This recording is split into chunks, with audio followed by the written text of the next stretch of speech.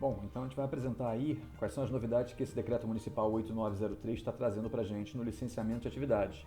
Como essa própria apresentação diz, ele regulamenta a classificação de risco das atividades econômicas voltadas ao âmbito empresarial no município de Maceió. Estabelece fluxo de licenciamento além de casos de sua dispensa. Bom, vamos lá. Uma das coisas que a gente tem que pensar é o seguinte, historicamente a gente sempre diz que, e esse é um problema muito grande, né, que o país tem, né, quando a gente pensa na qualidade dos serviços prestados pelo setor público, né, e quanto isso beneficia ou prejudica o setor ou a atividade econômica, a gente vê que normalmente os órgãos licenciadores eles são uns dos órgãos que ofendem, né, o bom andamento das atividades empresariais. A gente vê que realmente os nossos tempos de licenciamento são muito elevados, né? Quer dizer, a gente diz que o pagamento de impostos é muito burocrático, o licenciamento é muito demorado, né? Então existe toda uma campanha para que se melhore isso, né? E esse trabalho então tem sido feito tem sido ampliado nos últimos anos, né?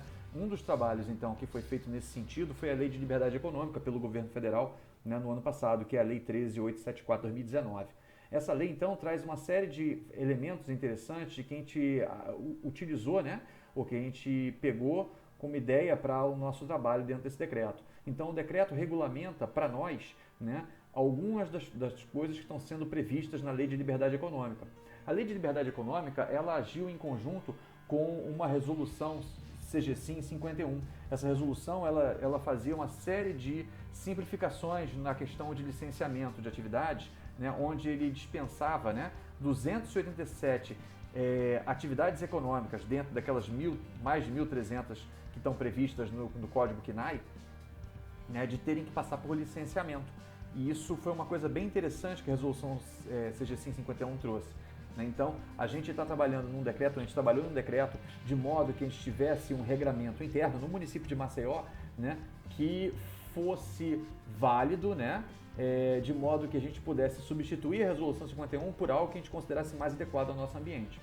Bom, esse decreto então fala sobre essa questão de fluxos, né, de licenciamento, fala sobre definição de risco de atividades, né, fala sobre dispensa total de licenciamentos, cria mecanismos, né, de prazo máximo para liberação de licenças, né, e trabalha em sintonia com a legislação estadual de licenciamento do Corpo de Bombeiros, porque na verdade os licenciamentos que a empresa passa, né, muitos deles são tipicamente municipais, mas pelo menos na parte física a gente sempre passa pelo licenciamento do Corpo de Bombeiros, que é estadual, né?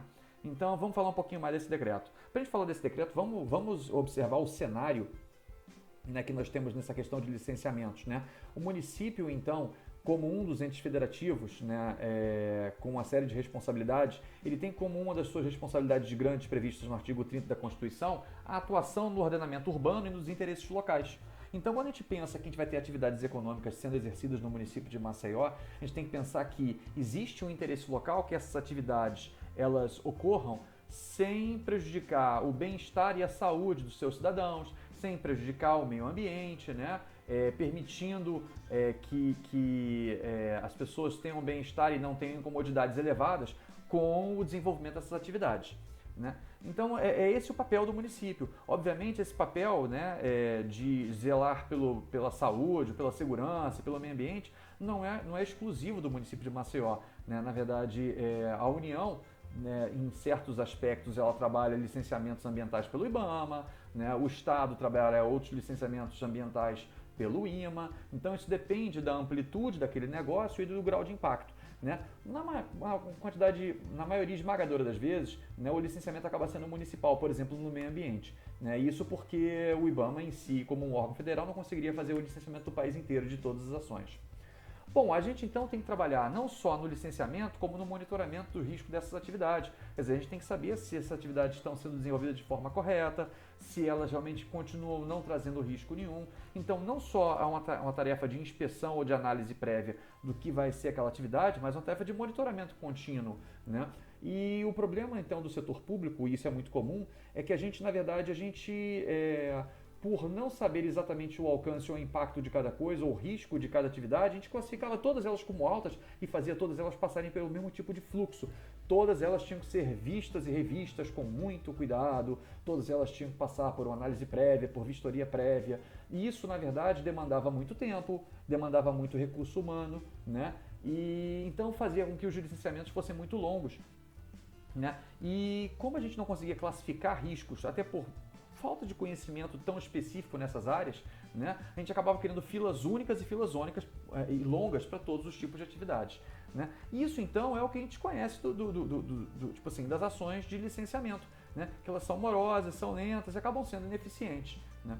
Bom, o que então, só para a gente entender que essa questão de licenciamento, como é que esse licenciamento se encaixa na questão de regularização de uma empresa?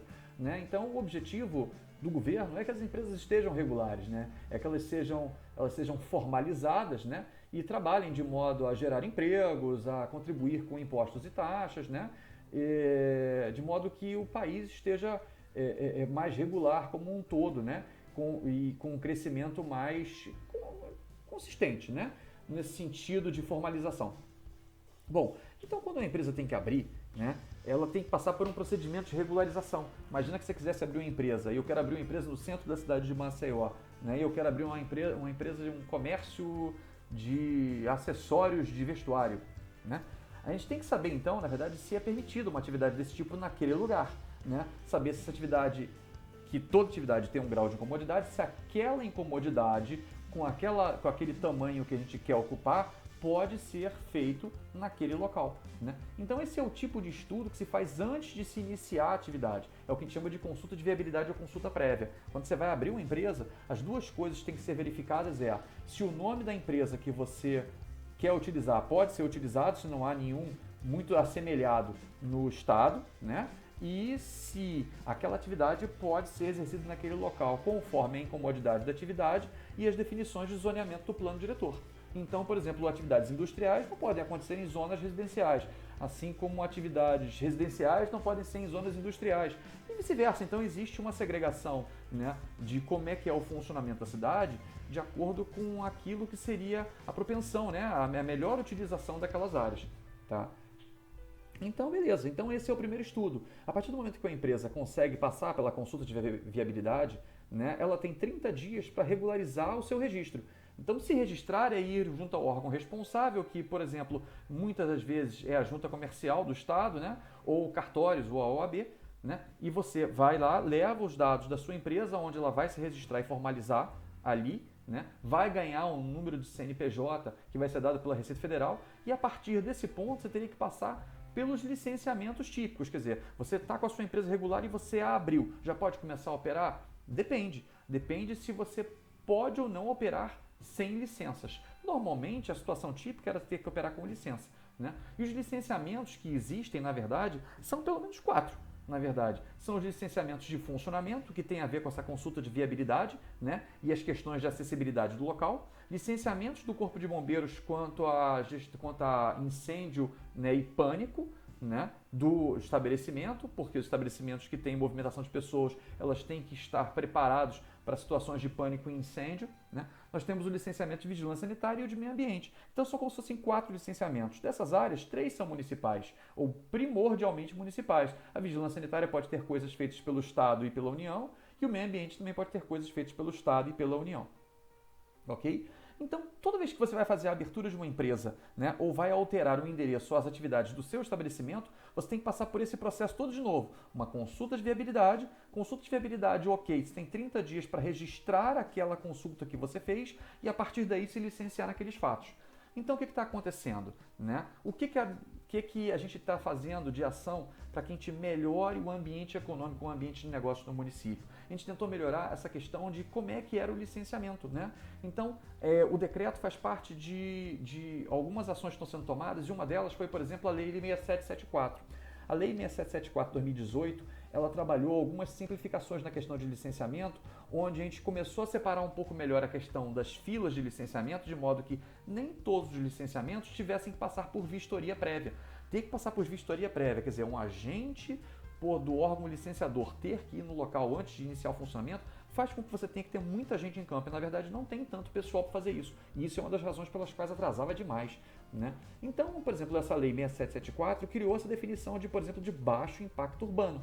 né? Então, o baixo impacto urbano fazia com que, se você tivesse somente atividades de baixo impacto urbano, né, o seu licenciamento seria feito sem vistoria prévia, seria feito com base em uma autodeclaração. Né? Você autodeclarava como é que era a sua situação, quais eram as normas que você sabia que você tinha que cumprir, né? E preenchido aquilo, né, você estaria apto, né, ou liberado para poder iniciar a sua atividade. Logicamente que, independente de você passar por vistoria prévia ou não, né, você poderia passar por fiscalização a qualquer momento para verificação da sua situação, para saber até se a tua autodeclaração estava correta.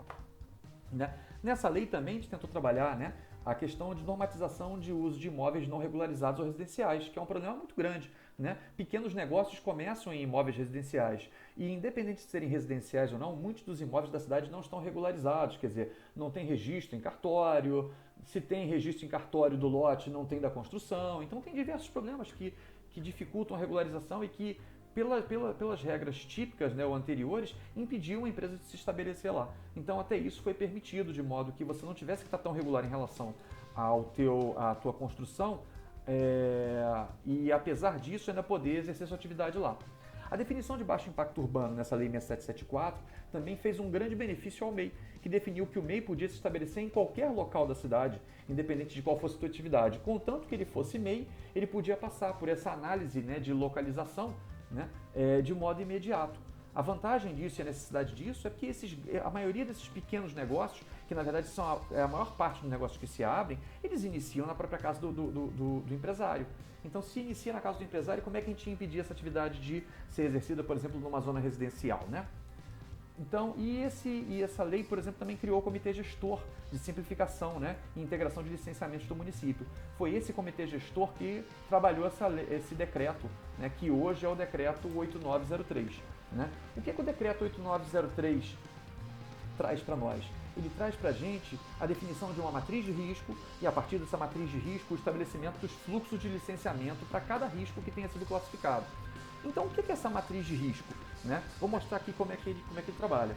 A matriz de risco, então, é você pegar cada uma das atividades que estão previstas no Código Nacional de Atividades Econômicas, na Classificação Nacional de Atividades Econômicas, e, para cada uma delas, definir qual é o risco para a vigilância sanitária e para o meio ambiente. Né? Quando a gente fala de localização, né, ou essa questão de plano diretor, a gente fala de incomodidade, é uma coisa um pouco diferente de risco. Né? Lá é se é incômodo ou não para os arredores, onde ele está situado, e não entra nessa tabela. Né? Mas então, para a vigilância sanitária e para o meio ambiente, foi feita uma tabela que é o anexo desse decreto, onde a gente define os riscos como sendo riscos de grau 1, 2 e 3. 1, 2 e 3 equivalem a você falar grau 1, né, risco baixo, grau 2, risco médio, grau 3, risco alto. Bom, está definindo o risco das atividades para cada um desses órgãos de licenciamento como graus 1, 2 e 3, define se você vai ou não ter licenciamento e se esse licenciamento vai ser um licenciamento simplificado ou um licenciamento completo. Então, se você estiver exercendo uma atividade cujo o grau de risco, né, por exemplo, para vigilância sanitária for 1, ou para meio ambiente for 1, você está dispensado de licenciamento por aquele órgão, especificamente daquele órgão. Se, ao invés disso, o risco for 2, você precisa se licenciar naquele órgão, mas o licenciamento será simplificado por autodeclaração. Né? Já se o risco for 3 ou um risco alto, aí você terá que passar por um licenciamento completo com vistoria prévia. Bom, fez-se então esse estudo para essas mais de 1.300 atividades e resultou numa tabela assemelhada com essa aí, onde a gente tem, por exemplo, atividades que, como essa primeira linha de reparação e manutenção de outros objetos, tem grau de risco 1 para vigilância sanitária e para o meio ambiente. Veja que na última coluna dessa atividade, a gente está dizendo que o licenciamento ambiental e sanitário são não e não. Então, essa empresa, né, que se estabelecer com esta atividade não precisa se licenciar nem na vigilância sanitária, nem no meio ambiente. Tá? Isso não quer dizer que ela não tenha que fazer licenciamento nenhum, mas isso já é o primeiro grande passo para, às vezes, não ter licenciamento nenhum. Só para a gente continuar com essa questão de risco. Vamos ver os casos abaixo. O caso de baixo, então, de lavanderias. A gente tem caso de lavanderias onde a lavanderia sempre é grau 3, né, para meio ambiente, então tem que passar por um licenciamento com análise prévia para o meio ambiente. Mas, para vigilância sanitária, o grau é dependente da resposta de uma pergunta que vai ser solicitada ao empreendedor. Né? Então, por exemplo, essa tem a ver com a questão de processar ou não roupa hospitalar. Se não processar roupa hospitalar, o risco da lavanderia é um risco médio e ela pode ser licenciamento por autodeclaração. Se processar roupa hospitalar, o risco é alto. né? Então foi feito isso para cada uma das atividades. O que a gente tem de especial nisso? Além de definir qual é o rito de licenciamento ou ausência de licenciamento para cada uma desses órgãos de licenciadores, quando a situação é assemelhada ao desse primeiro item, né, desse primeiro KNAI, que é o de reparação e manutenção de outros objetos, quer dizer, quando a gente tem o risco 1 e 1, significa dizer que para os dois licenciamentos o risco é baixo. Em casos de risco baixo, tanto para a vigilância sanitária e para o meio ambiente, a gente tem uma situação muito interessante no decreto 8903, que é a situação onde a gente estabelece, né, que ficam dispensados todos os licenciamentos para o início de funcionamento, né? Isso se for baixo risco para a vigilância sanitária e para o meio ambiente, contanto que para esse licenciamento, né, o estabelecimento esteja sendo considerado como estabelecimento de licenciamento simplificado para o Corpo de Bombeiros e atenda o artigo 4º da Resolução CGSIM 51. Né? Esse artigo 4º da Resolução CGSIM 51 fala sobre características físicas do local onde o empreendimento está acontecendo. Tem muita relação e muito vínculo com os quesitos, né, ou com os requisitos de licenciamento simplificado pelo Corpo de Bombeiros. Fala, por exemplo, do prédio ter menos de 3 andares ou menos, o uso de subsolo não ser somente se houver, né, para estacionamento, que a atividade seja exercida num espaço de no máximo 200 metros quadrados, né, coisas nesse sentido. Então, se uma empresa, né, que tenta se estabelecer, ela é risco baixo para vigilância sanitária, meio ambiente, passa por licenciamento simplificado no Corpo de Bombeiros e está, por exemplo, com menos de 200 metros, ela se enquadra numa situação de dispensa total de licenciamento pelo município. Então, ela deixa de ser licenciada na vigilância sanitária e no meio ambiente, que já era uma consequência de ser risco 1 em cada uma delas, mas ela também fica dispensada do alvará de funcionamento, que é aquele que normalmente seria exigido de todo mundo. Então, neste momento, ou por essa característica, a gente começa a ter empresas que não precisam mais de alvará de funcionamento para iniciar a sua atividade, né? Então, quando uma empresa se estabelece, né, e ela faz a sua consulta de viabilidade, ela já diz lá quais são as atividades. Então, já vai determinar lá que as atividades são todas de risco 1. Ela vai continuar preenchendo um formulário, né, que vai analisar a questão das outras perguntas. Se todas as perguntas levarem, né, o estabelecimento no sentido de que tudo é de baixo risco, o estabelecimento pode ser completamente dispensado de licenciamento, né? Bom, além disso, esse decreto também estabelece prazos máximos para os processos de licenciamento que correm dentro do órgão. Tá? Esses prazos estão lá definidos, né, e vão sendo reduzidos a cada ano até chegar a 30 dias, eu acho. Bom, como consequência então desse decreto, a gente tem uma coisa muito interessante, né? O resultado das ações desse decreto, quando a gente olha isso contra as atividades exercidas no município de Maceió e os estabelecimentos do município de Maceió, a gente chega a esses números que estão aí apresentados. Bom, das 1.332 atividades do KNAI 2.3, a gente tem uma situação onde 494 atividades podem ser consideradas de baixo risco simultaneamente para o meio ambiente e vigilância sanitária, sendo que em 371 desses casos, sem perguntas. Olha só o quadro anterior. Nesse aqui, a reparação e manutenção de outros objetos e equipamentos pessoais, ela não tem pergunta nenhuma para definição de risco. Eles são risco 1 e 1, né, sem qualquer questionamento. A gente podia ter perguntas que definissem se o risco é baixo ou se o risco é médio, algo desse tipo, né? Mas não, nesse caso não. Então o que está acontecendo? 371 atividades não tem pergunta nenhuma e sempre são baixo risco. As outras, até chegar às 494, têm perguntas, mas dependendo da resposta, elas também são baixo risco. Do mesmo modo que a gente tem essa quantidade elevada de atividades que são consideradas de baixo risco, né, simultaneamente pelos dois órgãos licenciadores, a gente também tem a definição de quais são as atividades que têm risco alto, que exigem vistoria prévia, né? A gente também vê o seguinte, que essa definição ela limita a quantidade de atividades, por exemplo, na vigilância sanitária, a 122 atividades das 1.332 e, para o caso de meio ambiente, a 652 atividades das 1.332. Bom, o que é importante nisso? É importante porque quando a gente vai começar um empreendimento, a gente já sabe exatamente por que tipo de fluxos e ritos e que órgãos a gente tem que passar para estar tudo regular. E qual foi o impacto disso com a nossa base de empresas? Considerando que a gente tinha em Maceió, no final de outubro de 2019, a gente tinha 98 mil pessoas jurídicas estabelecidas em Maceió. Bom, dessas, considerando essa tabela e esse decreto, potencialmente mais de 45 mil estabelecimentos podem estar dispensados de todos os alvarás. Tá? A gente fez essa quantificação de empresas sem observar os aspectos físicos. Então, Das empresas que a gente viu, vão ter algumas que não vão poder se enquadrar porque estão num prédio com mais de 3 andares, usam subsolo com uma função distinta de estacionamento, né? Ou então guardam material inflamável ou explosivo dentro, ou então exercem a sua atividade em mais de 200 metros quadrados. Existem então critérios físicos que podem eliminar a possibilidade de você ser totalmente dispensado de licenciamentos.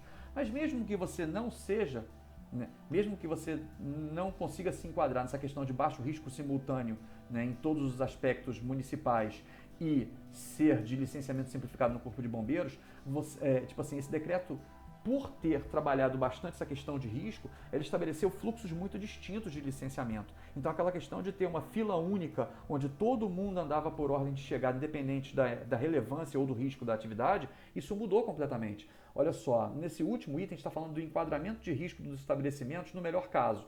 Então, se as perguntas forem sempre respondidas com o risco mais baixo. A gente tem uma situação onde, por exemplo, na vigilância sanitária, somente 3 mil estabelecimentos dos 98 mil precisam ter vistoria prévia, né? Ou vistoria no local, né?